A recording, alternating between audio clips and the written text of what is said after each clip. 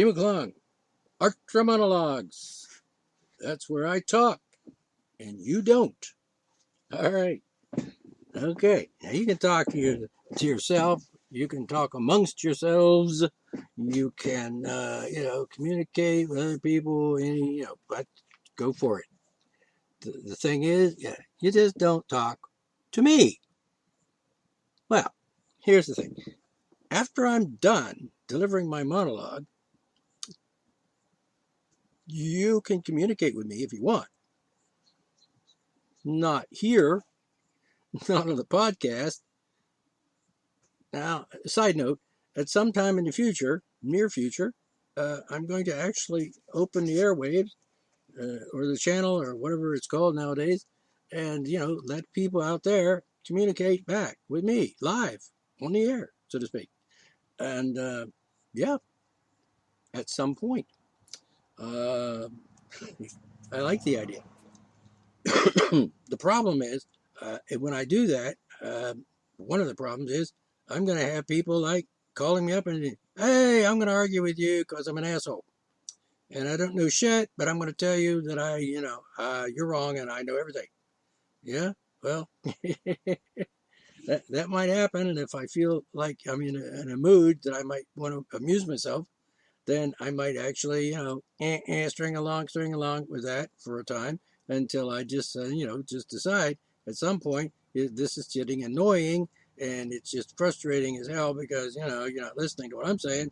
You just want to bullshit me and, argue and finagle and rant and rave about stuff you don't know shit about. And bingo, I'm going to pull the plug on you. So when that happens, bear that in mind. I'm not going to, you don't have to be polite or anything or even respectful. If you don't want to be, but, if you annoy me, if you piss me off, pulling the plug. You're done. See? That's the way it works because it's called a monologue with a follow-up perhaps, or during an episode that is not strictly a monologue, I might actually open the floor for discussion, or more than likely, or a conversation, or I might actually conduct an interview of the person that I'm communicating with live on the air at that time. Now, we also do recordings of interviews for broadcast in the podcast later on. That can be done and has been done and will be done. More so in the future as soon as I find some interesting people to interview. And people that will interview without actually getting into an argument and a pissing contest with me, if you catch my drift.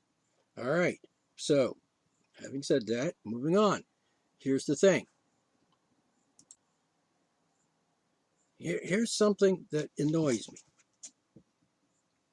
me. One of the millions of things that annoy me. All right. So,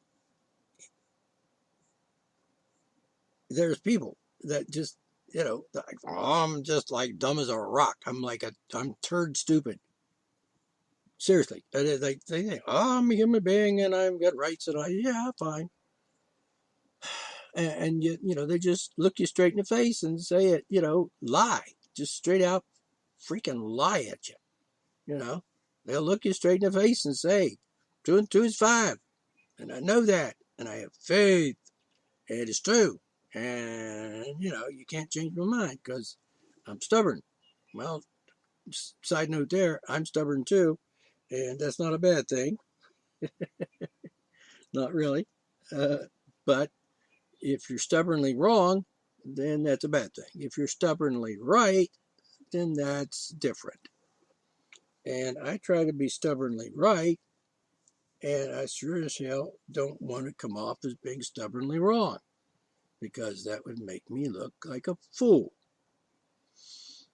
And I try to avoid looking like a fool if at all possible. Now, that's not to say it doesn't happen.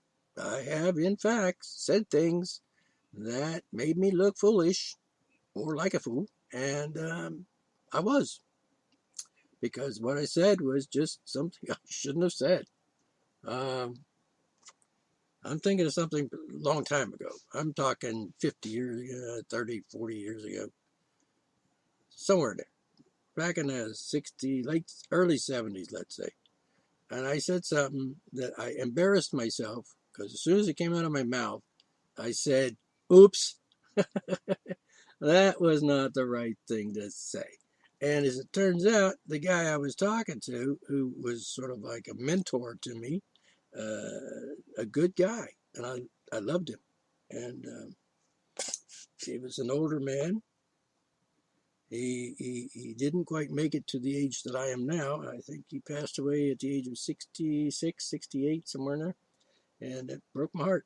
But anyway, when he was a little younger than that, and I was a lot younger than him at that point, perhaps half his age or less. And I said something. He was an artist, and he had a little art gallery, and he taught painting. And he took a liking to me. And he liked me, and he supported me, and he encouraged me, and he was a good guy. And I am very proud that he did what he did for me, and that's great. And he did a lot of things for other people as well, artists and just painters and just people who wanted to enjoy painting and so on. And he did a service to the community that he lived in those last few years of his life. Now, I would say his last 12 years of his life or so. And he gained some recognition in the area.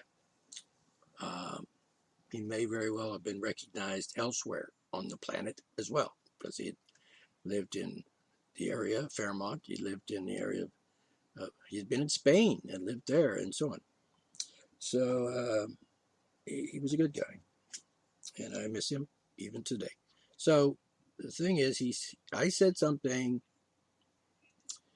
and about a painting that someone had done, one of his students had done.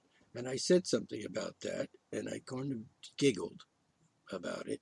And then he said something that made me realize, before even what I had said had faded from my mind, he said something that made me look really foolish. And I hope even to this day that he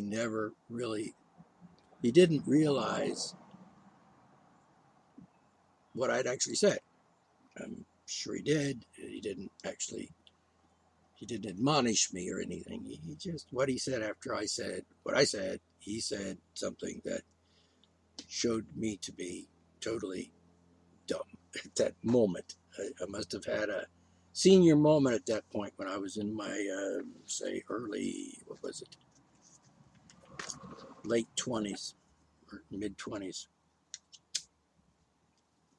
At any rate, I realized what I had said was just inappropriate. It wasn't a terribly bad thing. It wasn't like I called anybody a bad name or anything. It wasn't like that.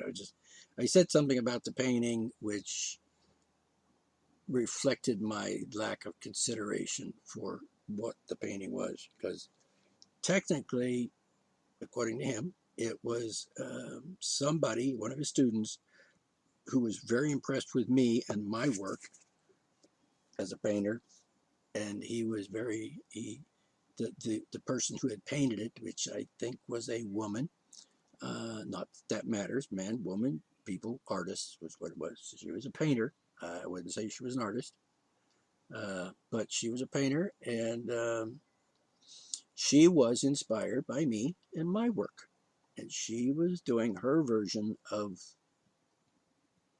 I think, what she thought was something that reflected on my style or my way of painting.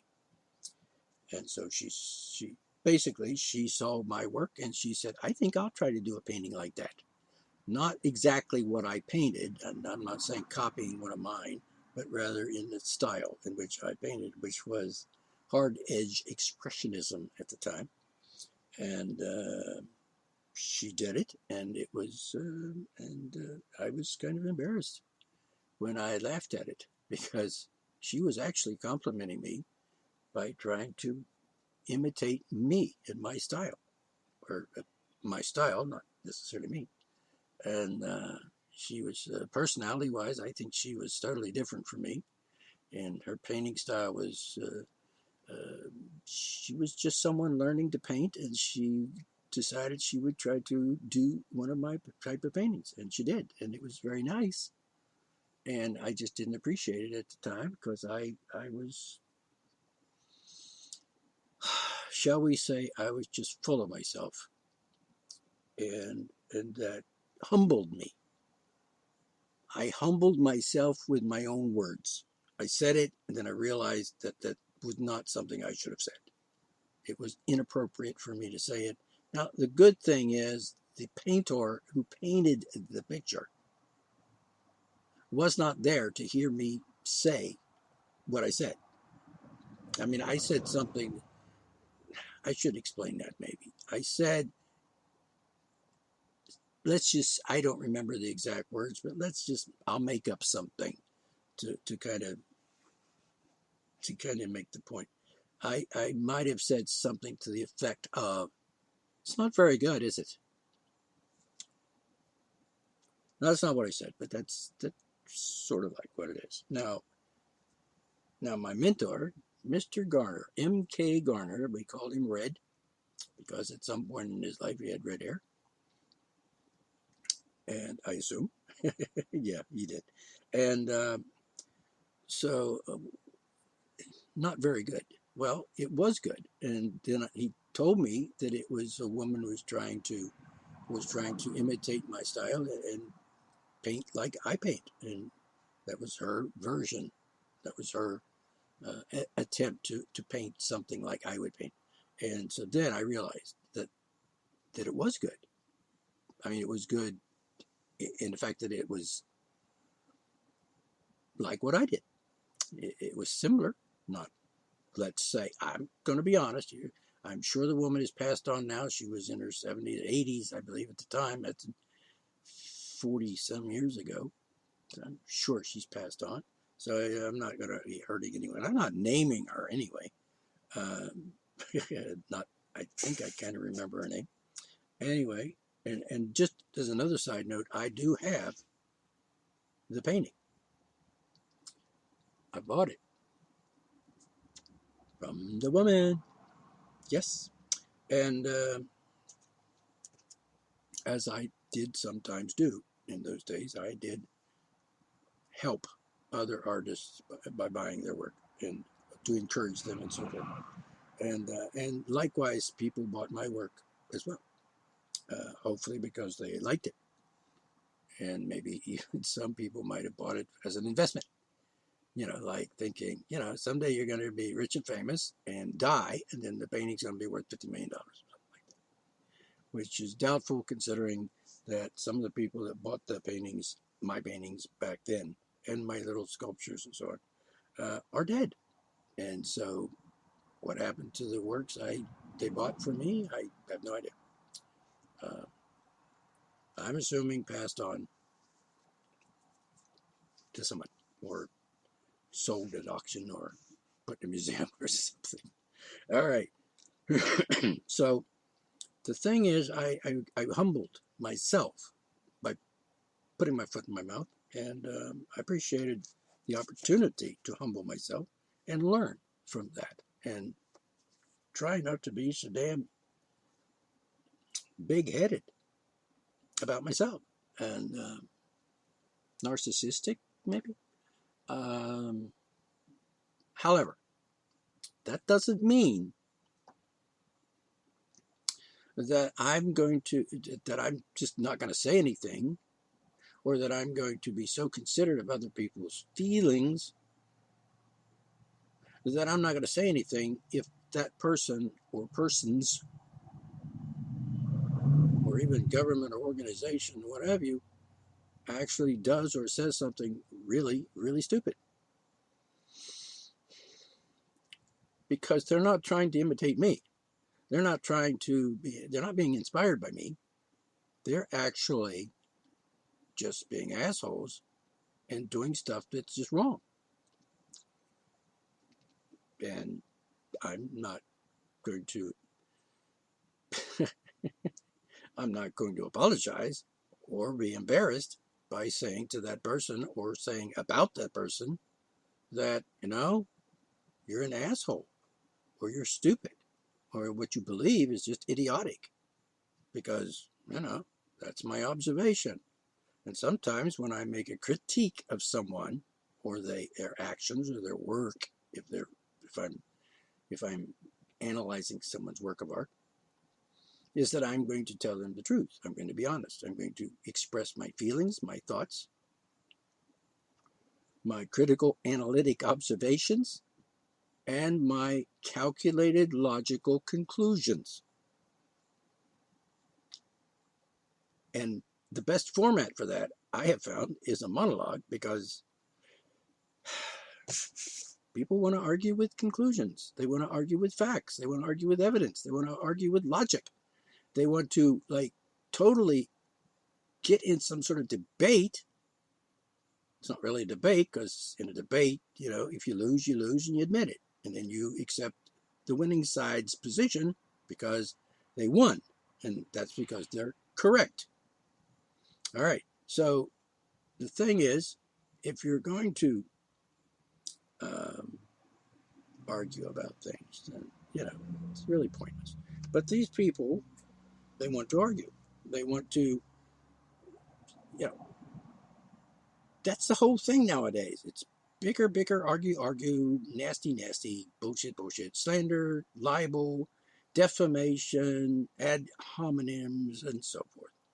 And it's just, Facebook, for example, it's just disgusting that human beings have devolved to that point, that they can't accept the fact that there are actually people in the world that know what they're talking about. There are actually people who are logical. There are actually people who are capable of reason. And because I am capable of reason, and because I am capable of being logical, and because I know what is a false logical statement, and what is not true, and what is not based on facts, and I know these things because of many, many years of experience and doing studying and researching and so on, and thinking and contemplating on various situations and questions and circumstances and events and thoughts and things people say. For example, just as an example, let's say some person says to me in a chance meeting somewhere, or if I'm communicating with them online, like say on Facebook, etc., and they say to me, I'm a Christian, I believe in God, and that's true. And I believe in God, and it's the Word of God. The Bible is the Word of God, and I believe it, and I've read the Bible, and I know what it says. No, you don't. And, and I have faith. And then these people, and I think, you're a blooming idiot. You're retarded. You're delusional, which means you're mentally ill. You're just dumb fuck stupid. Now, would I say something like that to someone that I liked? Would I say that to someone that was like a friend or, say, a family member?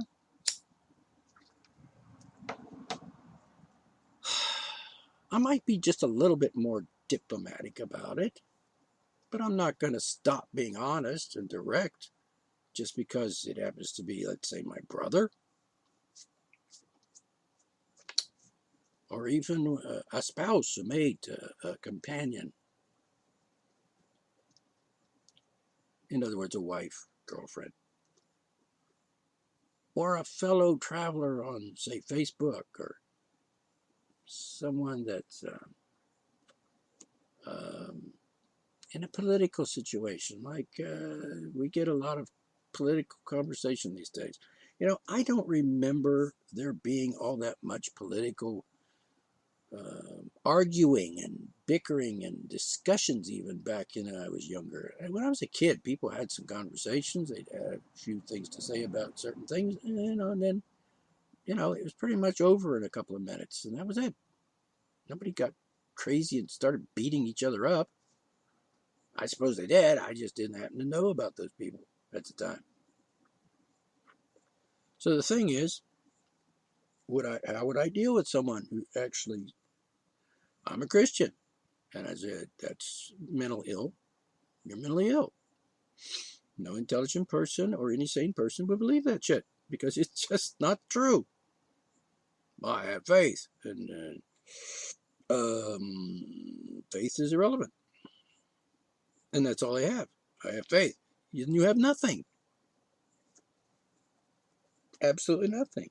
If I use the word faith in a sentence, I would say something like, I have faith that the sun will rise in the morning tomorrow.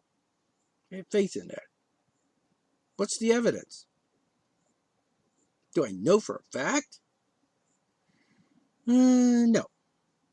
Will I know for a fact? Well, tomorrow morning when the sun comes up, and there it is, and then I can say, what I thought yesterday, what I had faith in yesterday is true because, bang, there it is. Sun's shining bright. But that's not really faith, is it? It is kind of faith, but what else could it be? It could be observations of consistent physical events over the course of, my lifetime and many generations of lifetimes. The sun has always shown up because it never went away, really. It's just on the other side of the earth.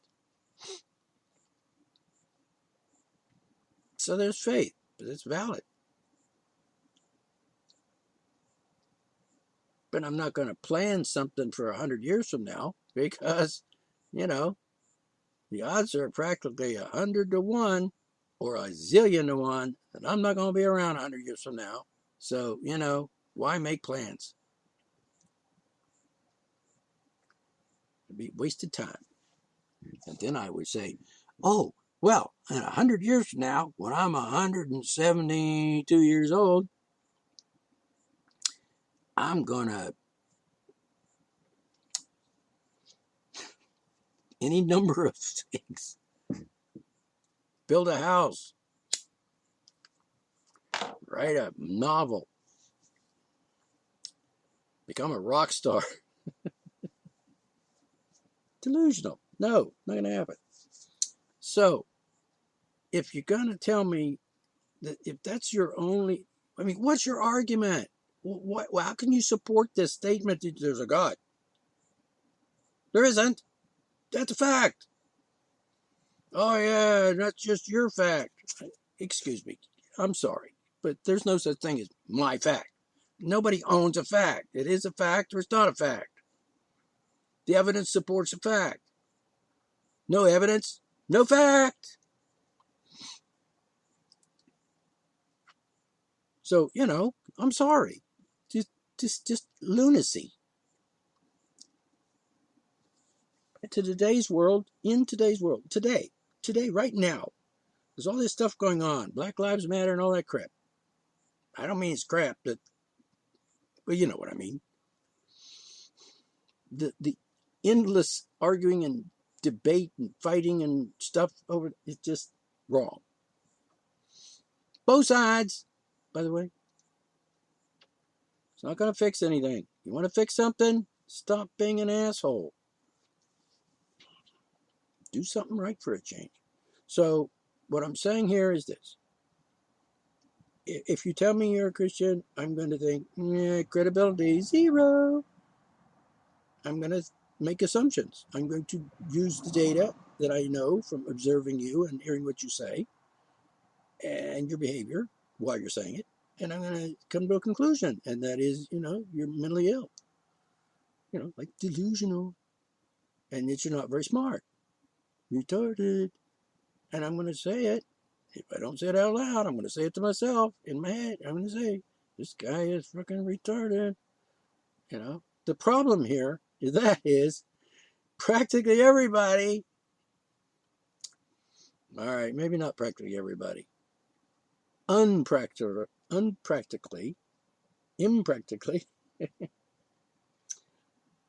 All right. How many? 50-50? 50% chance? At any rate. I know a lot of Christians, and they're all mentally ill and retarded. All of them. There are no exceptions. Now, if I just went around and told all of them, when I say no, I mean I'm acquainted with them. I am aware of their existence. That doesn't mean they're my friends. Because I just don't do that friend thing very much, because probably you're saying to yourself now, well, we know why, because I'm just not very friendly. But that's not true. Very friendly. Particularly if you're a girl. Anyway, I mean woman. You know what I mean. Don't be a pervert. Come on. It's stupid. Anyway, there's no God, no evidence. None. Zero. Zilch. Nada. And if you're going to believe something exists when there's no evidence, there's something wrong with your brain. Seriously.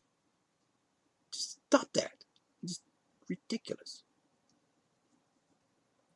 I mean, I could believe it if you were like a cave dweller or something from like the year 900. Because I just didn't know any better. Because, a few people knew, but a lot of people that, the world's flat. Not then, I'm sure. Anyway, the world's flat thing. There are actually people today that claim the world is flat. They're flat earthers, right? They're idiots. Fucking blooming idiots. It's ridiculous.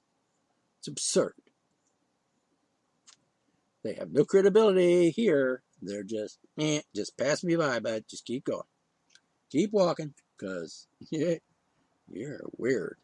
Anyhow, I'm going to tell you. In one fashion or another, I'm going to say it. I'm going to express it somehow. That, I have concluded, considering the evidence about you, that, you're just not up to par, pal. Sorry. So I've come to this conclusion here at this point, is that perhaps I should just stop altogether trying to communicate with people that are proven to be incapable of reason, incapable of communicating on a level of intellect that's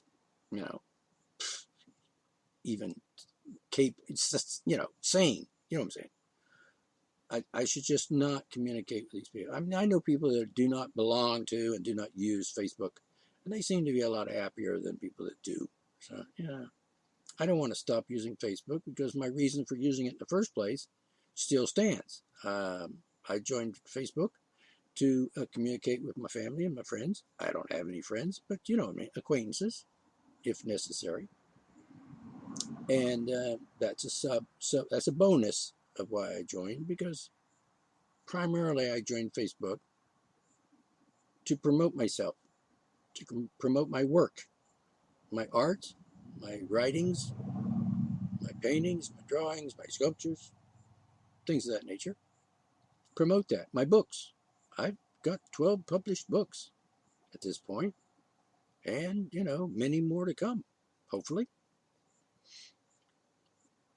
So that's why I'm on Facebook. That's why I go there. That's why I look at the stuff there. Why I read some of the things and comments, some of the responses to various other people's posts, and the memes, the memes. It's memes. Look, M-E-M-E, meme. All right, and or whatever you want to call it. And I just I do that because communication with other people. Perhaps I can find like-minded people, and we can actually act like civilized people and exchange some thoughts in a civilized manner. And I can go there and promote my thoughts, my ideas, my views, my conclusions, and my observations on the human condition in particular individuals as well as a group of human beings. You know, the human species. By the way, human species, there's no such thing as a human race. That's a total contradiction in terms. You can't have a human race. It's just impossible. It's biologically, intellectually impossible. So if you're going around saying human race, you're wrong. And when I say that, I mean you are wrong. Period. It's not negotiable there. You're wrong. Case closed. Stop doing that. It's ridiculous. Oh, by the way, species, not species. Species is, there's no SH in that word. I mean, the only way you could probably mispronounce species if you were to pronounce it speakies, because there's a C that sometimes sounds like a K, you know, like curl. So speakies, well, obviously that's not right. Or species. Species. No, don't say that. Just stop. Just stop doing it. Oh, aren't you just an arrogant bully? Yeah. Just stop saying it because it's not right. And if you're saying it species, then you're babbling because there is no such word. Babble. Gibberish. It's not English. Unless you're trying to talk, you know, and imitate a colloquialism, you know, like hillbilly or pidgin English or something like that, for fun, or to make fun of someone, which is okay if you want to make fun of someone. Oh, people have made fun of me many times. I know, so be it. It's like, you know, when I was in school, you know, like they're laughing with you, not at you, and I'm like, yeah, sure, right. Like, you're full of it, teach. So anyway, think of it that way. There's no evidence. Just mental ill. Just don't. Species. Anyway. All right. And other words that are like totally gibberish nowadays, like child, which nobody seems to know what the word child means. And sex. They don't seem to understand that one either, because sex means, you know, it's like a verb. Like, I said like a verb. It's like a verb. It's something you do with your genitals. You know what I'm saying? Fucking, for example. You know, blowjobs. Things like that. That's sex. If you're not having sex, if you're not doing sex, then, you know, that's the word you want to use if you're going to say, I'm not having sex. If you want to talk about gender, then you shouldn't use the word sex, because that doesn't have that. It doesn't mean that. And it's idiotic. It's illiterate. It's ignorant. And even though the whole freaking country now is going around, sex, sex, sex, sex, sex, yeah, and they just totally ignore the rules of grammar and English, and it boggles the mind. Same-sex marriage. Yo, has nothing to do. Marriage has nothing to do with directly with sex. It has to do with gender. You know, same gender, male, male, female, female. All right. Get it? This is not debatable. I'm just telling you something. Listen, learn. Be more educated. Know more stuff than you did 5 minutes ago. That's why it's a monologue, so you can listen and not have to think about what you're going to say. Aha, there's the trick. Listen to what I'm saying. Absorb it. Let it reason through your brain cells. Let it soak in. And then see that it's true, or it's rational, or it's logical, or it's sane, or it's, you know, English. If you don't want to do English, fine. if you're going to talk to me, use English. Because I'm going to say, hold on there. Not talking to you anymore. Because obviously you don't know how to speak English. Why would I want to talk to someone that's speaking gibberish? There's no communication policy. If you don't understand what you're saying, how are you going to understand what I'm saying? You think you know, but you don't. All right, so I'm going to wrap it up here. Coming up on the 36-minute mark. So I'm D. McClung. I enjoyed talking with you. Not with you. It's a monologue. I'm sorry, my bad. I enjoyed talking. I enjoyed you listening. So anyway, D. McClung, art-ra-monologs. Tune in for the next episode coming up pretty soon. Got another one in the wings, ready to be uploaded. And later on today, I'm guessing. All right? So, later.